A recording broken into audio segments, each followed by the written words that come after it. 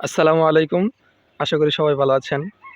আজকে শুক্রবার, সকাল প্রায় 7:30 বাজে। আমি ঘুম থেকে উঠছি অনেক ভোরেই, কিন্তু ভয়ে বের হই না। এই জন্য দেখতে পারতেছেন কি একটা অবস্থা। আজকে এই যাবৎকালের এই শীতের সিজনের প্রচুর প্রচুর পরিমাণে কুয়াশা পড়ছে আজকে। আমি এত সময় ভয়ে আমার হাঁসগুলাকে বের করি নাই, এখন বের করছি একটু লেট করে। আর আগে বের করে ফেলি, তো এই কুয়াশার কারণে বের করি নাই। তো আজকে মূলত ভিডিওটা করার উদ্দেশ্য এটাই, আপনার সাথে শেয়ার করা যে গ্রামের মধ্যে কি পরিমাণে কুয়াশা দেখাই যাচ্ছে না। এদিক থেকে এদিক, এই যে এই মানে 1 মিনিটের দূরত্বের রাস্তা, এদিক থেকে এদিক কিছু দেখা যাচ্ছে না। আর আরেকটা উদ্দেশ্য হইলো আমার ভুট্টা গাছগুলাকে আপনাদের সাথে শেয়ার করা।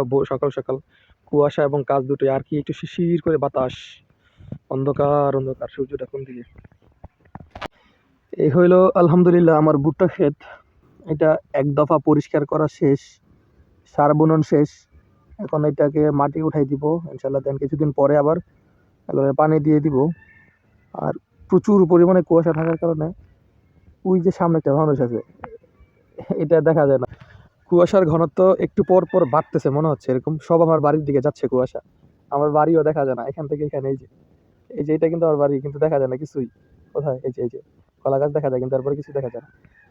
আর আমি গামছা রুমাল সবকিছু বেঁধে আসছি, কারণ এই ঠান্ডায় আমার অবস্থা খুব খারাপ হয়ে গেছে। এই জন্য একটু হালকাভাবে প্রোটেকশন লাগাই আসছি আর কি গলার ভিতরে, যেন ঠান্ডাটা একটু কম ধরে। আমার গলা প্রচুর ব্যথা, ঠান্ডায় অলরেডি অবস্থা খারাপ হয়ে যাচ্ছে। ইনশাল্লাহ আপনাদের সাথে এখন দেখাবো একদম ভোর সকাল সকাল আমার ওই যে আলুর জমিটা, গুলা আলু, দেশি আলু এবং সাথে কি যে মিষ্টি আলু বুনছিলাম, ওইগুলো শেয়ার করবো ইনশাল্লাহ।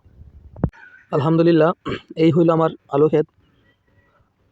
এটা হলো আল্লাহর কুদরত একটা বিষয় আর কি, যে আলু আমি মাটির নিচে রোপণ করছি, আর এগুলো এখন গাছ হয়ে কি সুন্দর সবুজ পাতা ছেড়ে বের হয়ে আসছে। এবং পাশাপাশি আমি একটু মটর বুনে দিয়েছিলাম, মটরগুলা বুনে দিছি ফাঁকে ফাঁকে একটু শাকের জন্য ভালো মটরগুলা।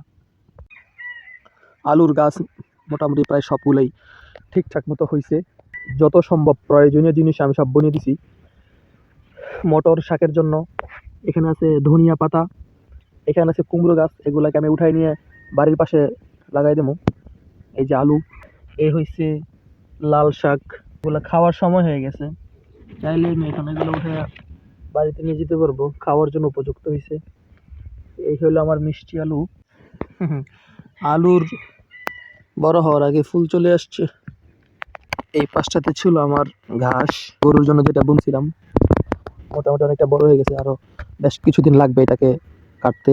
এবং এখানে আমি বাঁধাকপি লাগাই দিয়েছিলাম, যেন একটু প্রয়োজন মেটাতে পারি। মানে আমার ব্যক্তিগত প্রয়োজনের জন্য একটু একটু যা যা প্রয়োজন আমি সবকিছু লাগানোর চেষ্টা করছি। ইনশাআল্লাহ এগুলো খুব সুন্দর হয়েছে। এগুলোকে পরিষ্কার করে মাটি উঠাই দিয়ে পানি দিয়ে দিতে হবে ইনশাআল্লাহ, তারপর ঠিক হয়ে যাবে। মূলত এইগুলাই ছিল আমার আজকের মতো দেখানোর বিষয়। এবং আমার জমিগুলো যে বুনছিলাম আলহামদুলিল্লাহ সবই ঠিকঠাক যথেষ্ট হয়েছে। এখন আল্লাহ ভরসা, রিজিক আমার যা আছে ইনশাআল্লাহ তাই হবে। ভালো থাকুন, আমার জন্য দোয়া করবেন ইনশাআল্লাহ। আসসালামু আলাইকুম।